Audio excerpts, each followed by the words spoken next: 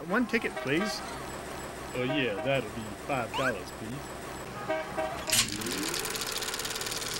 Hey, there's my teacher.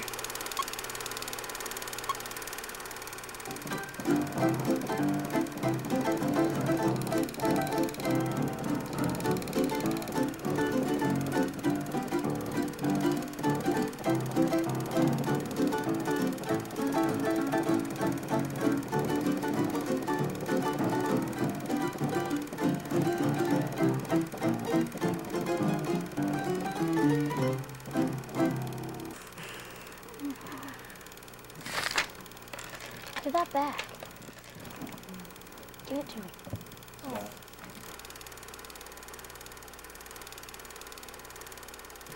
Want to see everybody working. Brandon, I need to see you working, okay? Brandon, I need to see you working. Turn and face your group. Look, I don't want to face my group. Why not? Because I don't want to work with them. Brandon, why? What's the problem? Because this group sucks. What? I said they suck. I can't work with somebody I don't like. Well, Brandon, you weren't here yesterday when we chose groups, therefore you have to be with these two ladies. They're the only two ladies that are left. I was sick. Put me with somebody else. I can't put you with anybody else. You're going to work with the group that I put you with. Well, I'll tell you, I won't work with the group you put me with. Brandon, I don't like your tone of voice, and I'm telling you that you are going to work with these two ladies. Well, I'm telling you, I don't like this group, and I won't work with them. Step out in the hall, please. What for? I need you to step out in the hall now. Oh, yes, sir.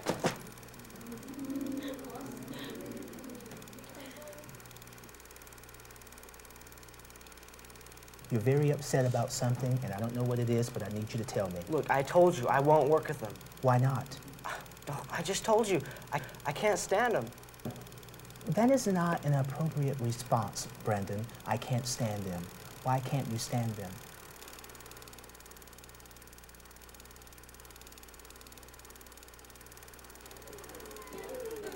Oh, you, Mr. Crocodile.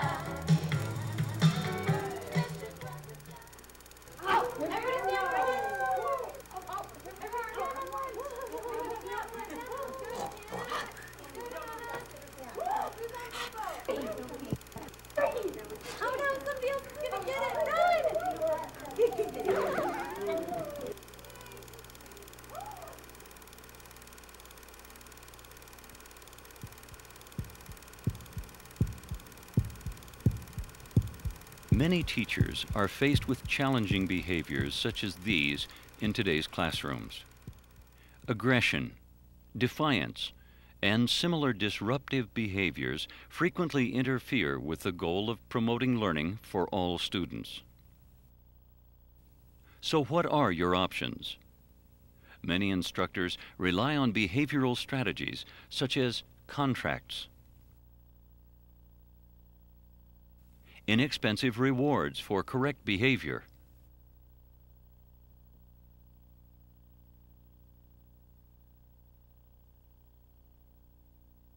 or other accommodations or modifications. While these validated strategies have repeatedly shown to improve the behavior of many students, sometimes they are not enough. For example, Scott and Whitney sit on opposite sides of a 5th grade math class. Both of them frequently engage in disruptive and off-task behaviors.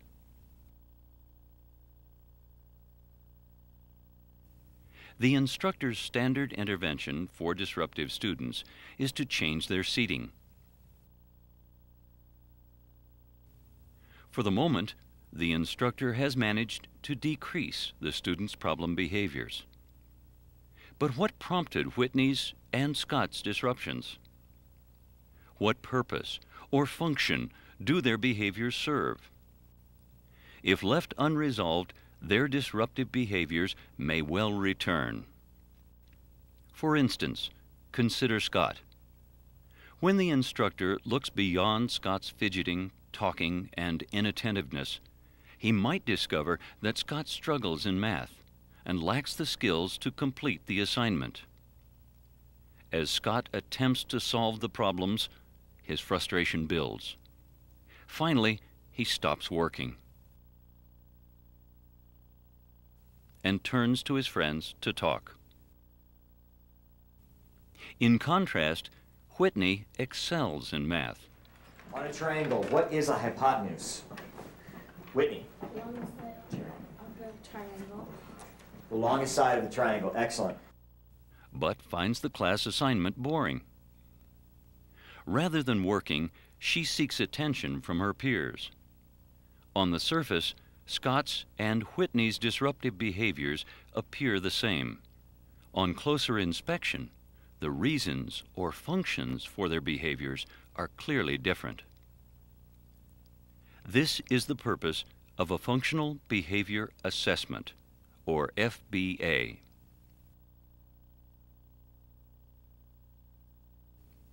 It helps identify the antecedents, or the events that trigger the problem behavior, the consequences, or events that usually happen immediately after, the function the behavior serves, possible replacement behaviors, and the necessary support to maintain the replacement behavior. In other words, the general purpose of the functional assessment of behavior is to provide additional information, analysis, and strategies for dealing with undesirable behavior, especially when it is interfering with a student's education.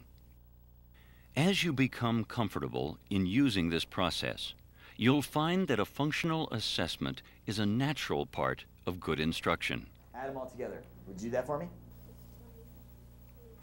I did 22. Very good. Let's examine the FBA process in detail. First, who should participate? The IEP team has the responsibility for conducting the functional behavior assessment. Next, when should an IEP team conduct a functional behavioral assessment? That's not the easiest question to answer.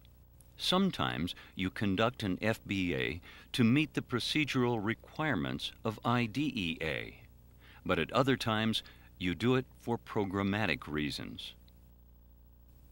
Ideally, before conducting an FBA, you should attempt to resolve the student's problem behavior using standard, effective classroom practices. However, if the behavior continues in spite of your best efforts and impedes the student's learning, or the learning of others, then it's important to conduct an FBA. Thus far, we've talked about who should participate and when to conduct an FBA. Now let's see how it's done. First, define the problem behavior. A well-defined behavior is essential when collecting data and communicating results with other team members. The behavior must be defined in specific, observable, and measurable terms. In other words, something you can see and count. For instance, Portia is aggressive is too vague. Instead, Portia pokes, hits, or kicks other students with her feet or hands during transition time is a behavior that you can see and count. Likewise, Michael is defiant is better stated, Michael fails to follow the teacher's directions within 5 seconds. Finally, Sasha is disruptive is again too vague. Instead, during classroom instruction, Sasha frequently talks out, interrupting the instructor and peers. Again, is a behavior you can both see and measure. Once you define the behavior, the team can devise a plan to collect data. There are 2 basic methods for collecting data: direct and indirect. Indirect methods often use student records, interviews, questionnaires, or checklists to identify how others perceive the situation and possible motivations for the problem behavior. Then more direct methods, such as observations, record the situational factors surrounding the problem behavior. Let's first look at indirect methods. Begin by reviewing the student's records.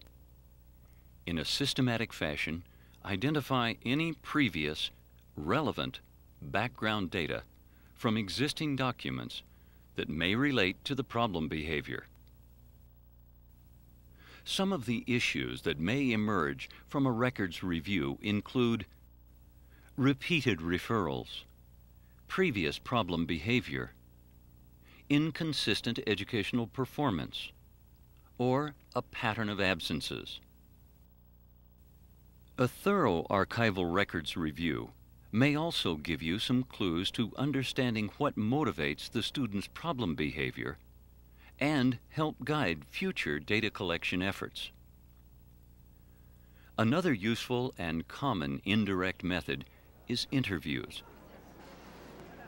A good interviewer is like a reporter, asking eyewitnesses questions like who, what, when, and where. For example, who is present when the problem occurs? Are the same individuals always nearby or interacting with her?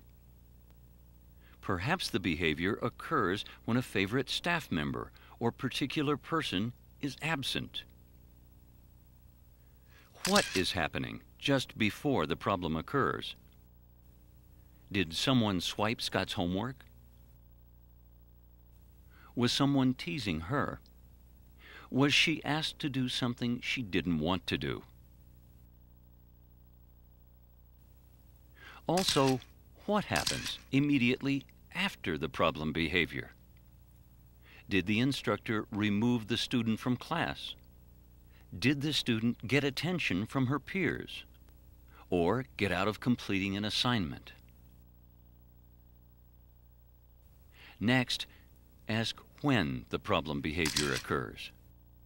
During transition times? In the morning, just before math? Perhaps only when the student is left alone.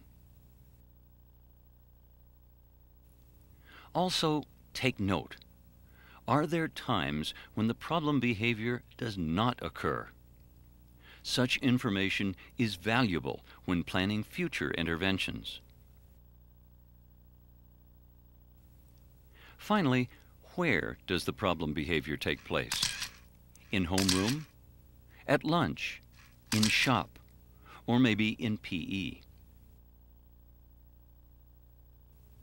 In some cases, it may be appropriate to interview the student to understand his side of the story. Hi, Brandon. Can you tell me what happened today in class? When conducting interviews, keep in mind that there are many factors that can influence a student's behavior. For instance, physiological factors. Is the student hungry or tired? You should also consider environmental factors. For example, was it too noisy? Were there disruptions? Does the seating or instructional arrangement add to the problem? Also consider curriculum and instructional factors. Did the instructor give clear directions? Does the student have an opportunity to respond or communicate? Are the activities too hard or perhaps too easy? Next, try to identify setting events. Setting events are important factors that occur sometime prior to a behavior that frequently impacts the way that we behave. A wide variety of factors can serve as setting events, such as time of day, curriculum, environmental and physiological conditions, or antecedent events. Typically, setting events increase the likelihood that a problem behavior will occur. This interview along with questionnaires and checklists, are just a few of the indirect methods that Brandon's instructors can use to collect data. Computer programs offer another indirect way of analyzing problem behaviors. For example, the Functional Assessment and Intervention Program asks Mr. Jackson a series of questions relating to Brandon's non-compliant behavior. For instance, questions in this section concern antecedents, or what happens before the problem behavior that might act as triggers.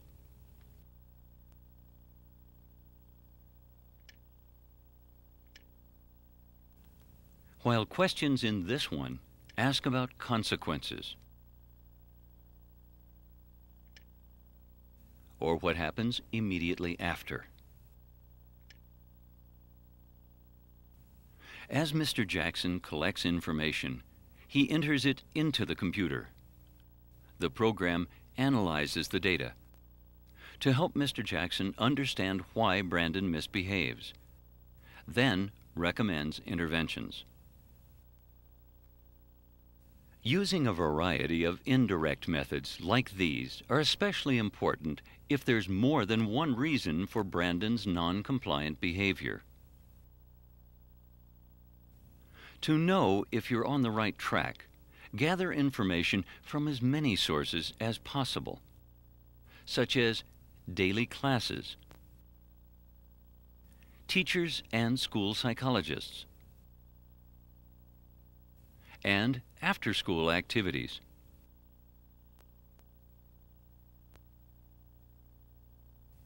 Gradually, a story will unfold that tells when the behavior is more or less likely to occur.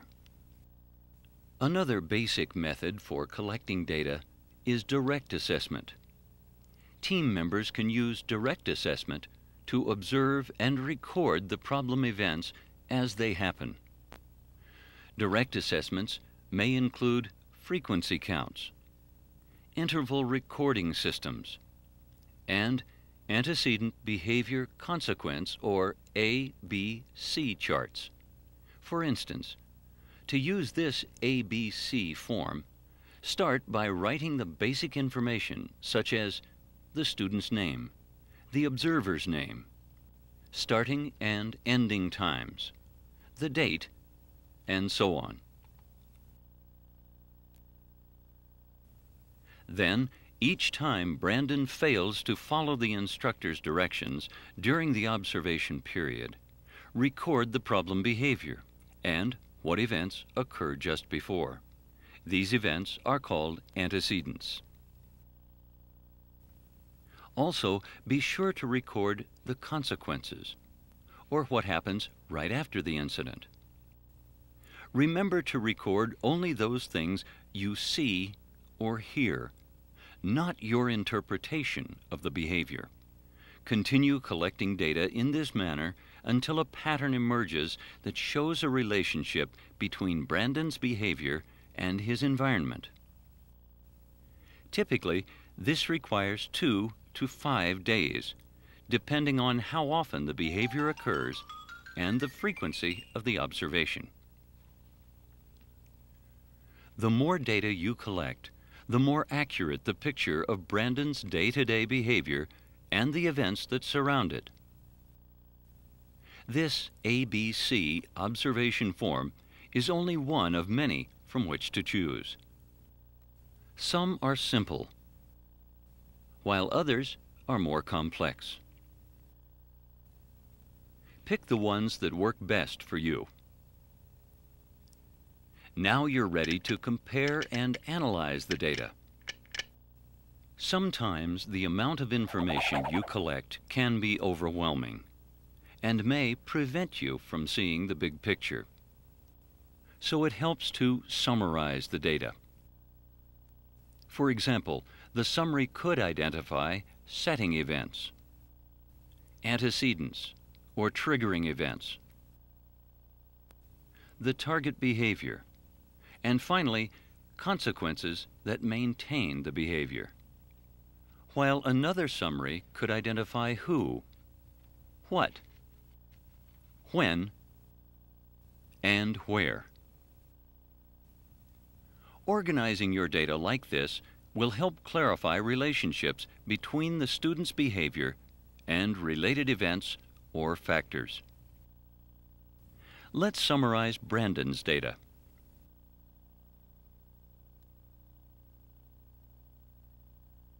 First, review all of the information.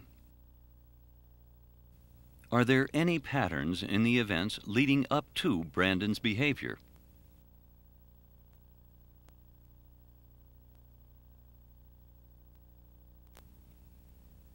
According to classroom data, Brandon's non-compliance often happens during drama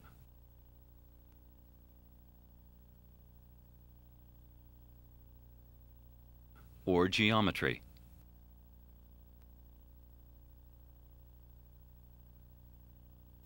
Notice that other instructors are not reporting the same problem.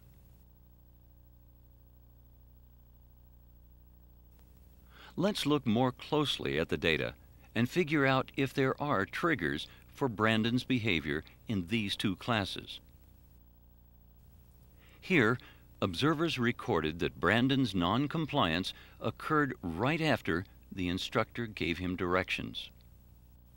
Also, other sources reported that Brandon was already upset when he came to class. From Brandon's interview and the teacher's report, we also learned that he doesn't like sitting next to or working with Erica and Brandy. Eventually, the team pinpoints several possible trigger events. Then they continue comparing and analyzing the data to identify consequences that may support or maintain the behavior. Once the data are analyzed, the team can then formulate the hypothesis. In other words, they give their best educated guess to explain the function or reason for Brandon's behavior. Generally speaking, problem behaviors serve two basic functions: to get something or to avoid and escape something. With this in mind, let's look at Brandon's situation. As you recall, Brandon is non-compliant each time he's directed to work with certain individuals. Well, Brandon, you weren't here yesterday when we chose groups, therefore you have to be with these two ladies. They're the only two ladies that are left. I was sick. Put me with somebody else. I can't put you with anybody else. You're going to work with the group that I put you with. Well, I'll tell you, I won't work the group you put me with. Brandon, I don't like your tone of voice, and I'm telling you that you are going to work with these two ladies. Well, I'm telling you, I don't like this group, and I Step won't out in work the hall, them. please. In response to Brandon's behavior, his instructors typically tell him to sit elsewhere, change groups, or leave class. From these consequences, it appears that Brandon's actions help him avoid or get out of something he doesn't care to do. Once the hypothesis is formulated, the team can develop or revise a behavior intervention plan, or BIP. Students respond best to BIPs that use positive methods to encourage and teach appropriate alternative behaviors. Positive methods, for example, may include modifying the physical environment,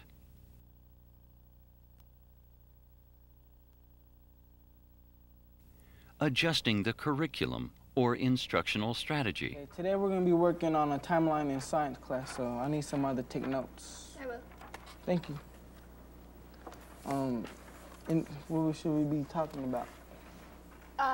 Earth forms. Any ideas, Bruce? You got any good ideas? changing the antecedents or consequences for the student's behavior. Looks like Dynamite Kid has been working hard. He can go be first in line. Need to get your scissors out, Dane, and start cutting down there. Josh is still working. Josh can be second. Oh, and Josh remembered to tuck in his chair. And look how quietly Brandon's waiting. And finally, teaching a more acceptable replacement behavior that serves the same function. Good. We just went over the steps for following directions. Let's go over these as a group. Okay, the first step is to do what? Look at the person, okay? The second step is to do what? Say okay. Say okay, and everybody's done that. What's the third step? Do the task immediately. Do the task immediately. Take Brandon, for instance. A replacement behavior for his non-compliance might be negotiation skills. This means teaching Brandon to explain his situation in a calm voice and suggest alternatives to the instructor. But keep in mind, there will be times when the instructor cannot make changes just to meet Brandon's request. Well, Brandon, you weren't here yesterday when we chose groups, therefore you have to be with these two ladies. They're the only two ladies that are left. If Brandon's request cannot be met, the instructor should acknowledge Brandon's request and restate the need for compliance. Then, when Brandon complies, the instructor should immediately reinforce him. In addition to teaching replacement behaviors, find ways to modify the trigger events. For instance, Mr. Jackson may rotate his groups more frequently. Apply an appropriate consequence for teasing. Or stand at the door as students enter to reinforce their cooperation. As you can see, a behavior intervention plan linked to relevant data from an FBA provides the IEP team with a blueprint for reducing Brandon's problem behavior. Also, it allows Mr. Jackson to explore additional positive strategies. Using an effective BIP, Mr. Jackson can teach Brandon problem-solving skills that he will use again and again. Let's look at other examples of problem behaviors and possible solutions. Merlinda is a preschool student who likes her teacher's attention. When Merlinda is seated on the floor during sharing time, she often pokes or kicks other students. The instructor responds by putting Merlinda on her lap.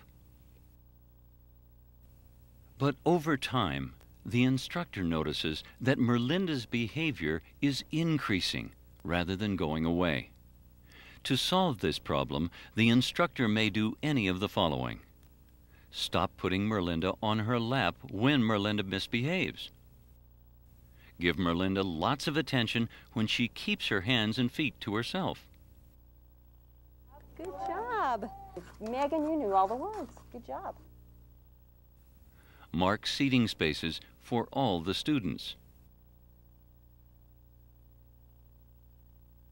Or teach Merlinda to politely ask others to move. In our last example, Sylvia, a 14-year-old student with severe disabilities, often refuses to let go of her favorite objects when participating in activities. This behavior particularly interferes with her ability to work.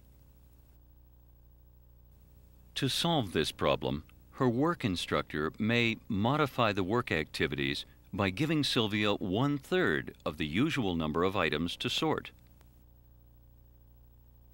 Praise Sylvia when she puts her favorite objects down to work. Or finally, give Sylvia time away from the task with her favorite objects if she works faster. Regardless of the behavior intervention plan that your team develops, be sure to regularly monitor the student's progress over time.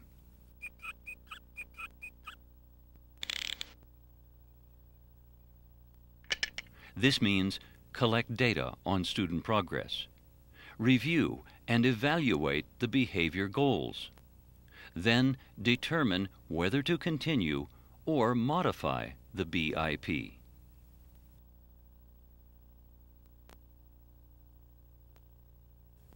Let's review.